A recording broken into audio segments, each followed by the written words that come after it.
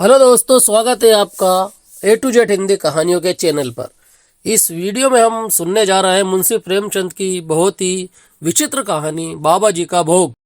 रामधन अहीर के द्वार पर एक साधु ने आकर बोला, बच्चा तेरा कल्याण हो, कुछ साधु पर श्रद्धा कर।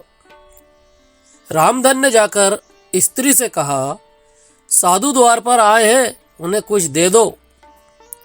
स्त्री ने कहा, बर्तन मांज रही हूं। और इस पर वह घोर चिंता में मग्न थी कि आज भोजन क्या बनेगा। घर में अनाज का एक दाना भी न था। चैत का महीना था, किंतु यहाँ दोपहर को ही अंधकार छा गया था। उपज सारी की सारी खलिहान से उठ गई।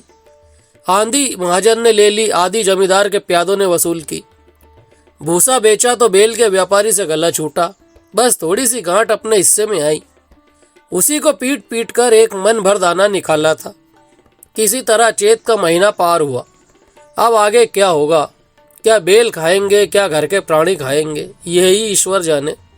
पर द्वार पर साधु आ गया है, उसे निराश कैसे लौटाए, अपने दिल में क्या कहेगा। स्त्री ने कहा, क्या दे दूं, कुछ तो रहा नहीं। रामधन ने कहा, जा देख तो मटके में कुछ आटा वाटा मिल जाए तो ले आ। स्त्री ने कहा, मटके झाड़ पहुंचकर तो कल ही चूल्हा जलाया था, अब उसमें क्या होगा। रामधन ने कहा, तो मुझसे तो ये ना कहा जाएगा कि बाबा घर में कुछ भी नहीं है, किसी और घर से मांग लो। स्त्री बोली, जिससे लिया है उसे देने की नौबत ना आई, अब और किससे मांगू। रामधन ने कहा, देवताओं के लिए कुछ अगोवा निकाला है ना, वही लादे है। स्त्री बोली, देवताओं की पूजा कहाँ से होगी फिर। रामधन, देवता मांगने तो नहीं आते हैं, समाई होगी करना, ना समाई हो ना करना। स्त्री बोली, अरे तो कुछ अगोवा भी पंसेरी दो पसेरी है, बहुत होगा तो आधा शेर होगा, इसके बाद क्या फिर कोई साधु ना आएगा, उसे तो जवाब देना ही पड़ेगा।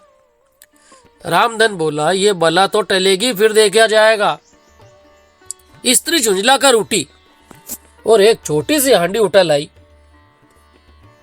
जिसमें मुश्किल से आधा सेर आटा था। वह गेहूं का आटा बड़े यत्न से देवताओं के लिए रखा हुआ था।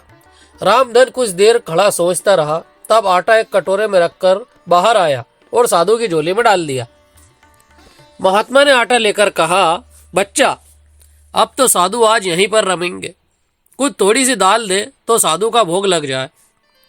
रामधन ने फिर आकर स्त्री से कहा, संयोग से दाल घर में थी। रामधन ने दाल नमक उपले जुटा दिए, फिर कुएं से पानी खींच लाया। साधु ने बड़ी विधि से बाटियां बनाई, दाल पकाई और आलू झोली में से निकालकर भुर्ता बनाया। जब सब सामग्री तैयार हो गई तो रामधन से बोले, बच्चा भगवान के भोग के लिए कोड़ी भर घी चाहिए, रसोई पवित्र ना होगी तो भोग कैसे लगेगा। रामधन ने कहा, बाबा जी घी तो घर में नहीं है। साधु बोला, बच्चा भगवान का दिया तेरे पास बहुत है, ऐसी बातें क्यों करता है। रामधन फिर बोला, महाराज मेरे गाय भैंस कुछ नहीं है, घी कहाँ से होगा। साधु, बच्चा भगवान के भंडार में सब कुछ है, जाकर मालकिन से कह तो सही। रामधन ने जाकर स्त्री से कहा, घी मांगते हैं, मांगने को तो भीख, पर घी बिना कहीं दस्ता ही नहीं कोर। स्त्री बोली, तो इसी दाल में से थोड़ा लेकर बनिए के यहाँ से ला दो, जब सब किया है तो इतने के लिए उन्हें क्यों नाराज करना है। घी आ गया। साधु जी ने ठाकुर जी की पिंडी निकाली, घंटी बजाई और भोग लगाने बैठे।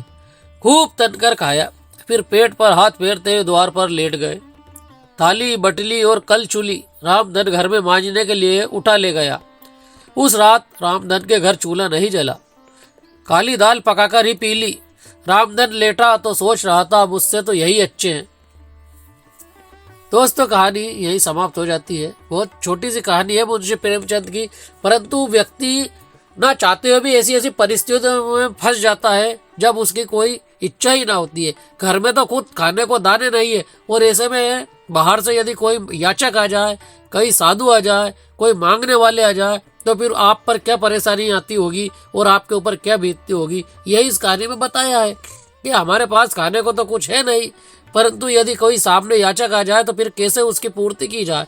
कहानी यदि आपको पसंद आए तो इसे लाइक कीजिए और अपने मित्रों में शेयर कीजिए। चैनल को आप सब्सक्राइब जरूर कर लीजिए ताकि इस प्रकार की और कहानियाँ आप तक पहुँच सके। धन्यवाद।